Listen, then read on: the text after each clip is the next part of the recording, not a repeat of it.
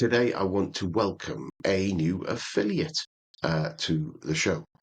The new affiliate is Gantt Pro, and Gantt Pro is a online project management solution. It's not just a Gantt; it's more than that because I'd assumed differently until recently. It helps with many of our PM organization and responsibilities from task planning and management, progress and time tracking, set up deadlines, team collaboration, and resource management, and loads of other stuff as well. And the way that it is structured is it's kind of a simple interface. Online, you've got the collaboration capability there, which means that you're not having to send different versions of plans around and things like that. They've also the way that they've structured it, you can use multiple different views of the data that you've got there. So if you're looking at it and you're looking at it from a typical project manager Gantt chart view, it's there. If you want the team and you want to run a Kanban board and progress on things, it's there. If you want to do it on a calendar just to see where you progress. So very similar to some other items out there, products out there that are kind of a lot more wieldy and kind of more stuff going on. It's reasonably priced as well, and you can get a 14-day trial, so there's no risk really. $7.99 a month basic and $12.99 for their pro, and then it goes up into business and enterprise where you get increased features, portfolio management and customization and single sign-on integration and things like that. But depending on what you want, it's worth giving it a quick poke and have a try, and used all around the world.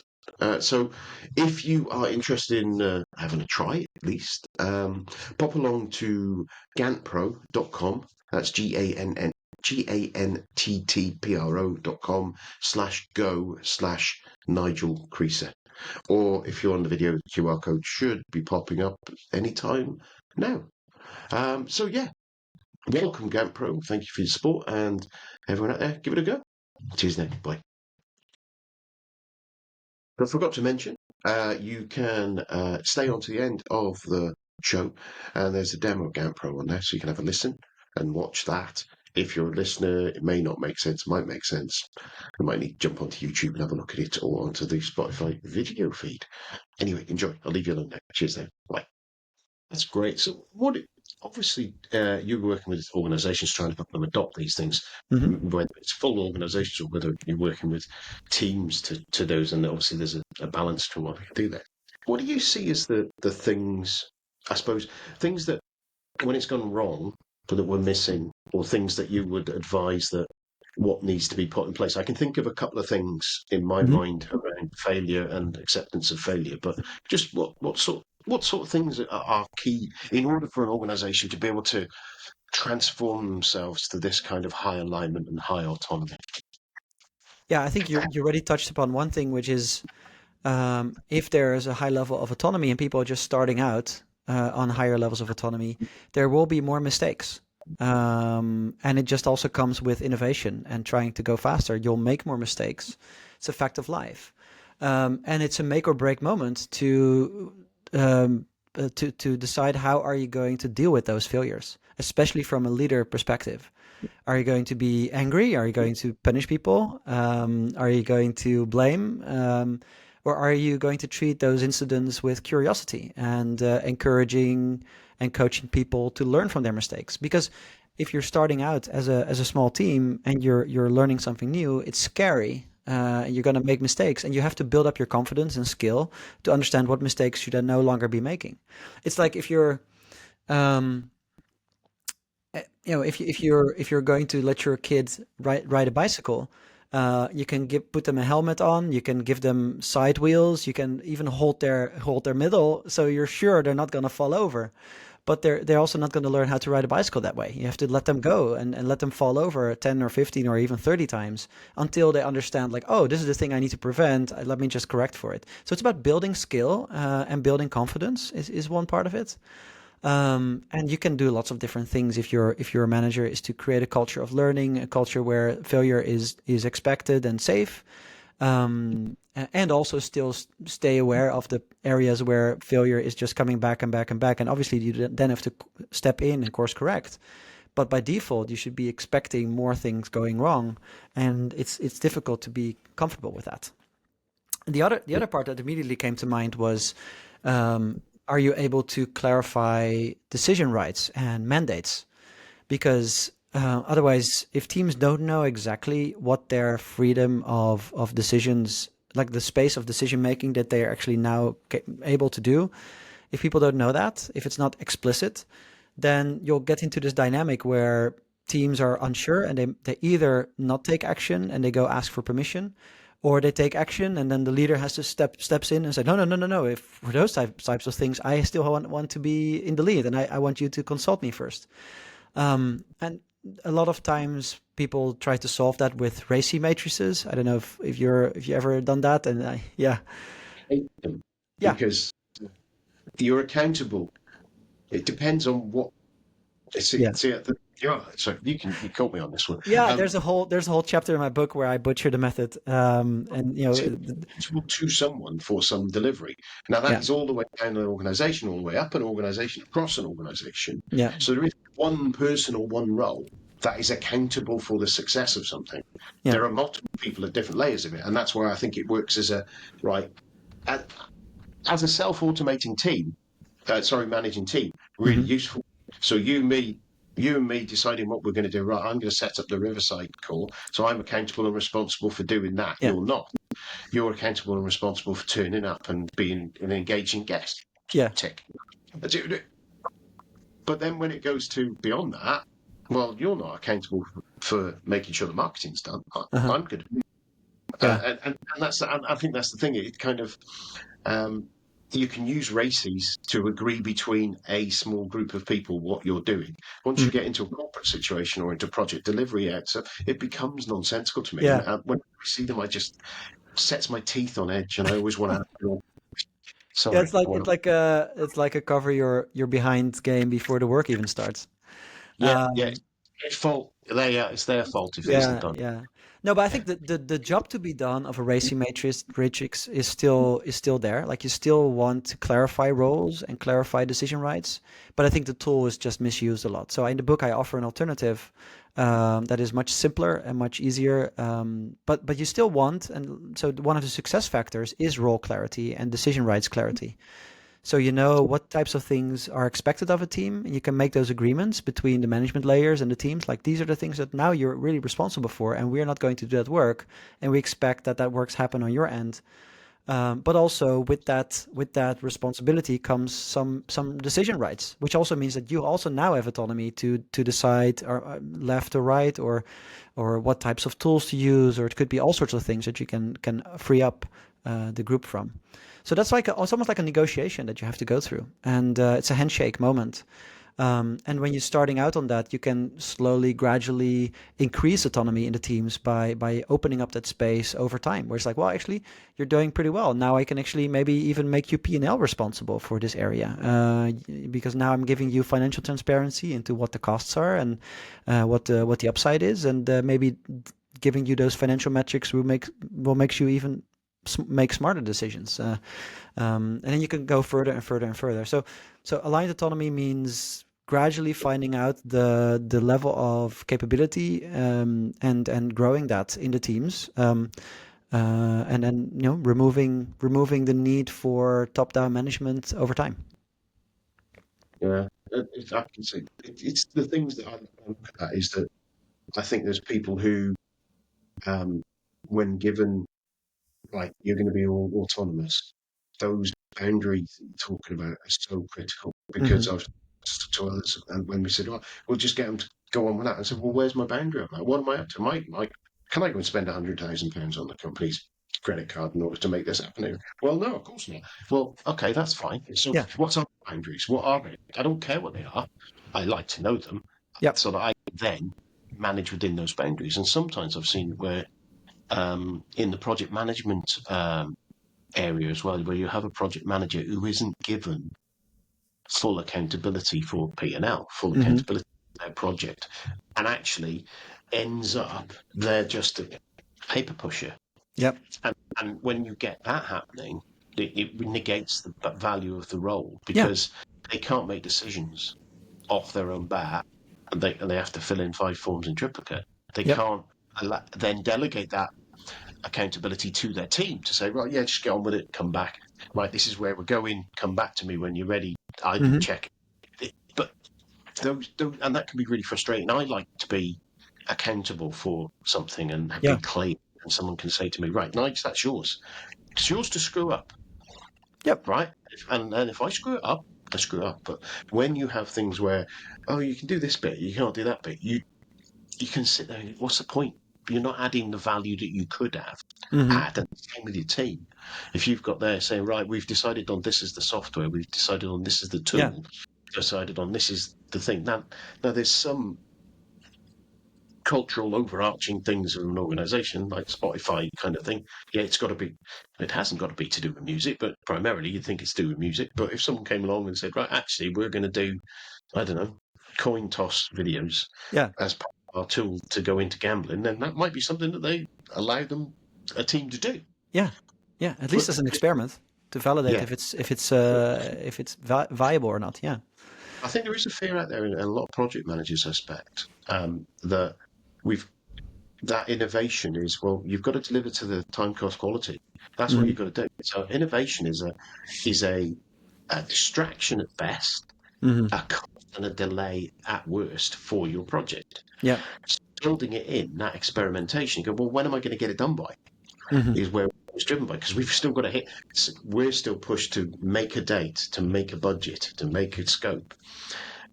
So building in that innovation, how do you advise companies to build in that innovation, that experimentation, that failure space Hmm. for projects and teams and delivery areas? Yeah. I want to start answering that first of all with a very radical example. And then we can walk our way back to the day to day in most companies. Radicals bear. Yeah, so one of there's a radical example out there. There's a company like I mentioned it already. It's called Haier, Haier, and they are relatively unfamous, but they're becoming more known. It's a consumer brand. They actually make white good appliances, so washing machines, washers, all sorts of equipment. And they're Chinese from origin, and they have over 100,000 people. I think it's even 150,000 at this time, and they are organized into 6,000 self-managing teams, and that's it, and one CEO. So it's a bit crazy. It's actually not a bit crazy; it's really crazy. And they are the fastest growing, most innovative appliance company out there. They even acquired GE's appliance branch, and they've transformed the US branch also into this model. It's a pioneer in this world. How are And you I think spelling it? Haier. Yeah, and there, if you flip to in my book in the chapter of ownership, I have the whole case study in there. Um, it's um it's interesting because it's built on the idea that they want to reduce the distance between the customer and the people. Yeah. That's the core principle. And there's a Chinese term for the model, and I won't say it, but the Chinese term literally means zero distance between customer and people. And the whole idea is that everyone in the organization should be very customer oriented and customer focused and should be trying to improve customer outcomes. That's the only thing people should be doing. And everything else should or could be potentially removed. That also means that if you have these amount of teams, that you also have teams delivering to other teams internally. So if you are running a product, a business, you have to find your suppliers. Those could be maybe you need some components to be built for you. It could be that you're looking for an HR team, or it could be that you're looking for an accountant. Like let's take the accountant as like the financial administration side of your business. Often so in most companies there's one finance department, and that finance department manages your P&L or helps you out figuring out what's going to be on the balance sheet and whatnot and all those things. But in this case, they might have 20 or 40 or 50 different finance departments inside their ecosystem. They're all colleagues and they're all competing to each other for becoming the best finance department they can for the other cells. It sounds very inefficient, but at the same time, they're so customer focused that the quality of their services will go up. The finance departments that are not capable of delivering the customer experience that is necessary, it will automatically die, or they will just stop and do something else. So it's like a healthy it's like an ecosystem in nature, right? So the things that are healthy will grow, and the things that are unhealthy will die. And if you're project managers, you've probably faced a dependency on an internal department, and the internal department is just terrible, and you would rather go outside and outsource it, but you cannot do that. It's like you're forced to use the internal department that is not going well. They have solved that problem, and if you want to take you get an outside accountant. That's fine too. It doesn't need to be an internal one. So that's one example. So you have teams; those self-managing teams are delivering to other self-managing teams. Every self-managing team ranges from 5 people to 50 or 100 people. It's like a relatively small size, but it can grow and shrink depending on the need. Another interesting thing is that every SME, they call it, which is a micro enterprise, every self-managing team is a micro enterprise, and they elect the leader of that micro enterprise. So it's self-managing, but there is always one leader, and the people in the SME, they hold an election who the leader is going to be. And that leadership has a term. So I don't exactly know, but it's like maybe after a year, there's a new election, and the same person could be elected again, or he could be fired out of its role because he or she is not performing well. So that's like completely flipping out the idea of management, where often you are appointed a manager, and if you don't like it, well, you have to the only option is to leave the company, basically. In this case, the leaders have to behave, they have to show good leadership, they have to be useful and helpful to the team, otherwise they might lose their job. So it's pretty clear. And an election is automatically triggered if the self-managing team is not financially viable over a certain amount of quarters. Then automatically there's a leadership election, and there could be a leadership takeover from another cell. But yeah, there's all sorts of mechanisms there. It's like a different world. It's out in outer space, like it's on a different planet. It feels very feudal in some ways.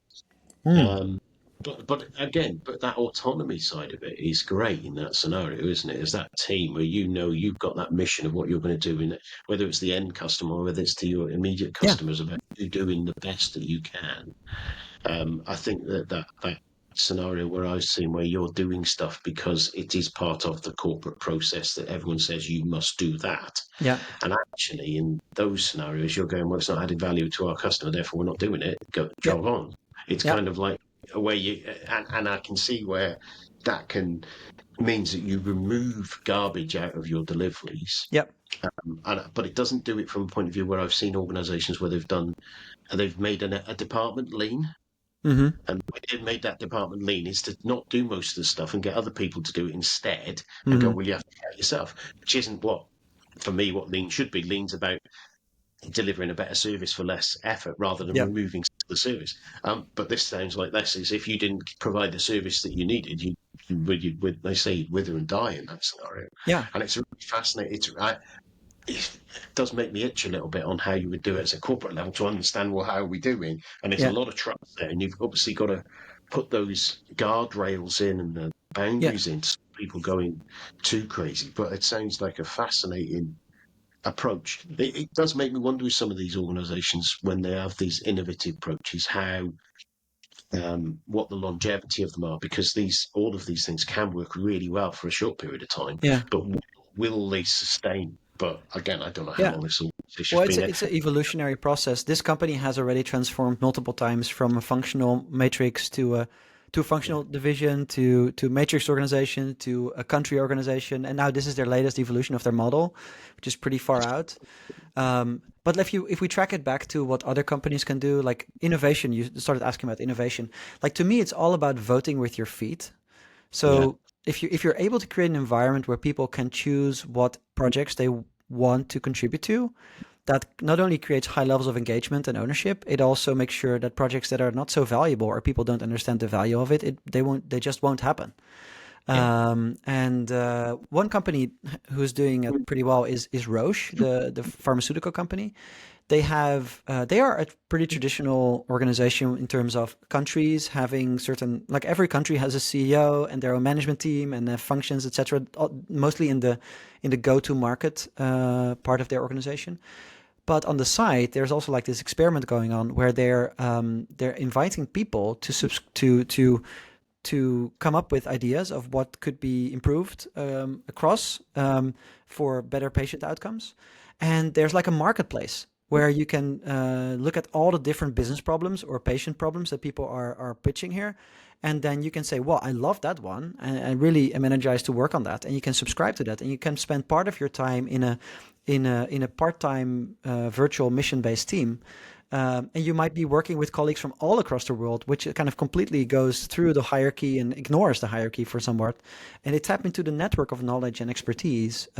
So these teams, they are virtual, they start up, and they really try to change after that mission problem themselves without having a project manager, without having one leader. And then if that problem is solved or improved, then the team abolishes again, and those people vote with their feet and do something else. But it can only work with systems that create high levels of transparency, so that also the system self-corrects. If you see lots of expenditures going in a certain direction and there's no result, obviously that has to be corrected. Those unhealthy things need to be abolished sometimes. Yeah, that's a really interesting way of doing it, because I I've seen innovation being so it's part of the job. It's what you should do. And you should innovate all the time, trying to do things better, which I think we all do generally. People Hmm. don't. There's not a lot of people who like doing something they don't think is the most efficient way to do something. Most people think, actually, can I do this a bit easier? Yeah. Um, but I think that idea of we have a customer problem, we have a customer um, or even it might not be a customer problem. It might be this is our target. We want to aim at this now. How are we going Hmm. to best do it as our next step as an organization into getting into a new market or something like that? But getting people energized and interested in doing that, and then I assume funding them to do it, Hmm. is a great way of doing it, because what you'd get is, rather than going, right, you lot, finding people and telling them you must do this, and they're not interested in it. Whereas you get an energized, enthusiastic group of people trying to solve a problem. Yeah. Um, I, I'm just noticing we're just coming up on the hour, and I said I'd close us down. I know you've got to jump to another call today. I think we could talk for another 4 to 6 hours Yeah. on We the could. subject. Um, it's fascinating. Obviously, over your right shoulder, for those who are listening, is a copy of Jurriaan's new book, Unblock. Do you want to? Is there anything we didn't cover today you wanted to cover? Just give us a little bit of a 2 minute on why people should jump and grab a copy of the book Yeah. as it's available now. Yeah. So the book covers 6 elements of organizations that could be blocked and offers practical guidance for leaders of how to unblock it. The 6 elements, they start with strategy. So how do you articulate a strategy that actually creates focus and allows people to subscribe to it and tap into their enthusiasm and ownership that you just talked about? Number 2 is steering. So how to steer, what metrics to pick, what goals to set, all that mechanism. I offer a few ideas there.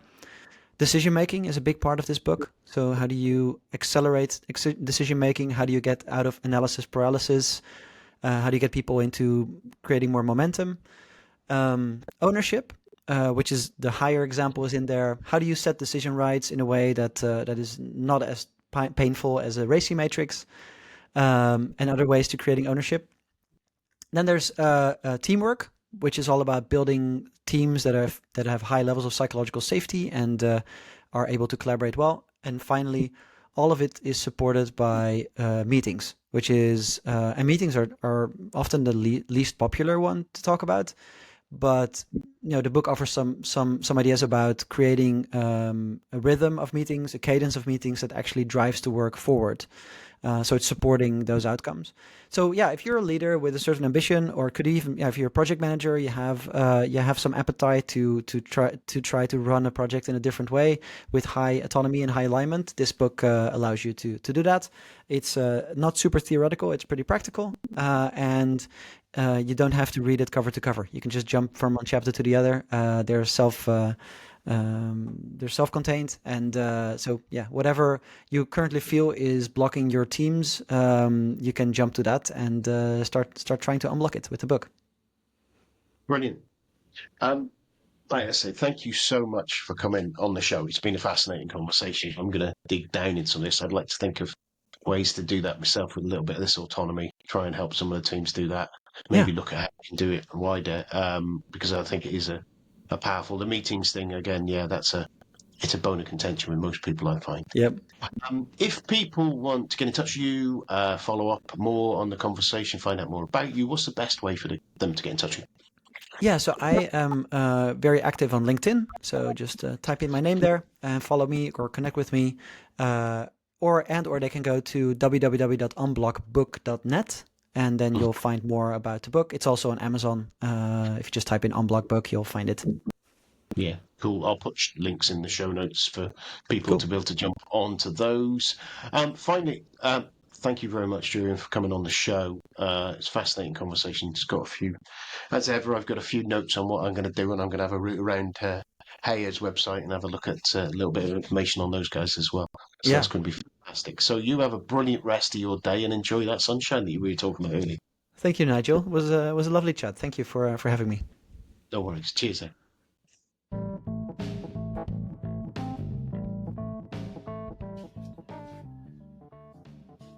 So I have a number of sponsors, affiliate links in the way that it's set up that have kindly allowed me to share their services, really.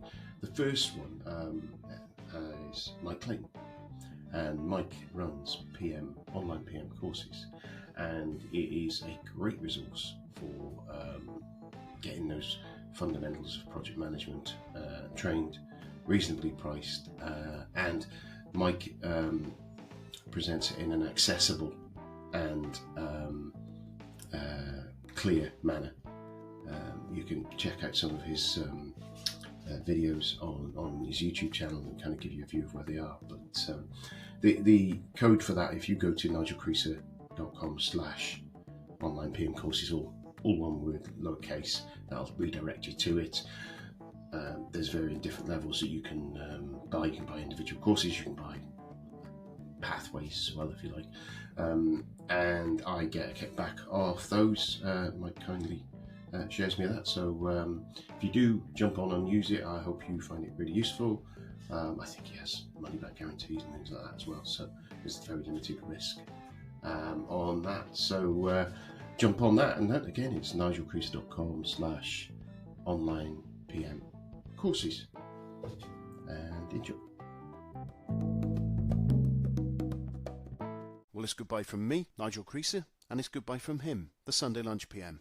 Goodbye. In project management, we face a common problem.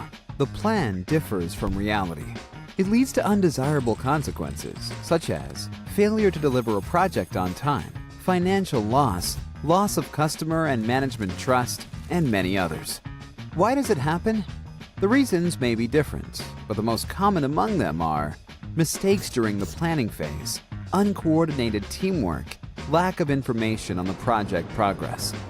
In Gantt Pro, we have thought through all the details to minimize these risks, both at the planning and implementation phases. At the planning phase, you save your time. Gantt Pro is an intuitive tool.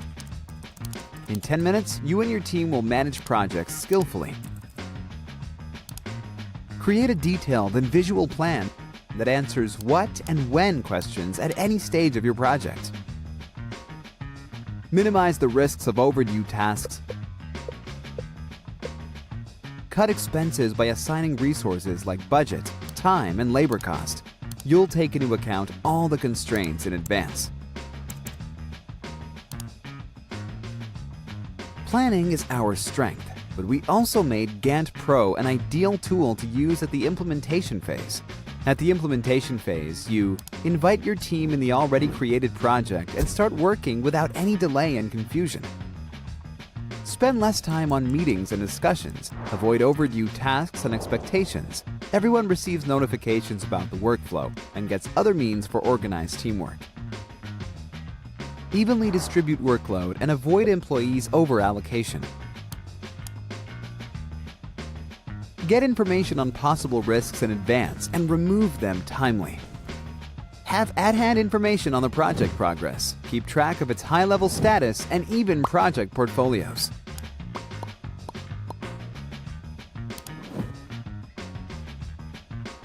Also, Gantt Pro gives a possibility to share your project with customers and clients at any stage, both for pre-sale and demonstration of the current state. Export reports to popular formats, keep documentation and communication around tasks in real time.